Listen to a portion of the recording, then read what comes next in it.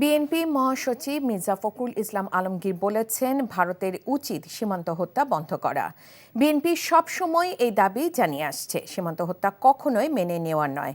বুধবার সন্ধ্যায় সিলেট ওসমানী আন্তর্জাতিক বিমানবন্দরে সাংবাদিকদের তিনি এসব কথা বলেন। মির্জা ফখরুল বলেন, ফ্যাসিবাদ মুক্ত দেশ নতুনভাবে গড়ে তোলার দায়িত্ব সবার। দেশের গণতন্ত্র পুনঃপ্রতিষ্ঠার জন্যই বিএনপি কাজ করছে।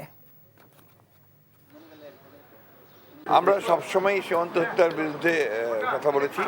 আমরা তীব্র নিন্দা জানাই এবং আমরা মনে করি যে ভারতের অবিলম্বে এই সীমান্ত হত্যা বন্ধ করা উচিত। আমরা একটা ফ্যাসিস্টের হাত থেকে ফ্যাসিস্ট রুলারের হাত থেকে আপনার মুক্ত হয়েছি, সেভাবেই সেই আবেগ আছে। সেই সঙ্গে এখন তো আপনার গণতন্ত্রের জন্য আমরা কাজ করছি, সবাই কাজ করছে।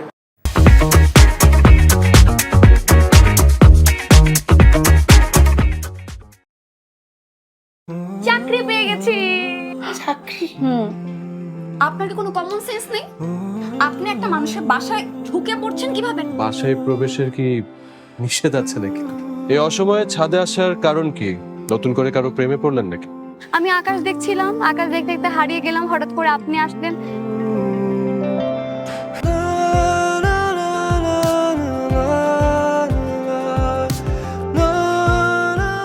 তুমি এখানে কেন? আমার অনুমতি নিয়ে এখানে আসা উচিত ছিল তোমার। মা, এই ছবিটা কার? আমার ম্যাডাম এই ছবিটা দেখে প্রতিদিন কাঁদবে কেন মা? এই মেয়েটা কি সব কথা বলছে? মারিয়া, তোমার কি হয়েছে? আজ এত বছর পর কি শাস্তি দিব আপনাকে বলেন তো?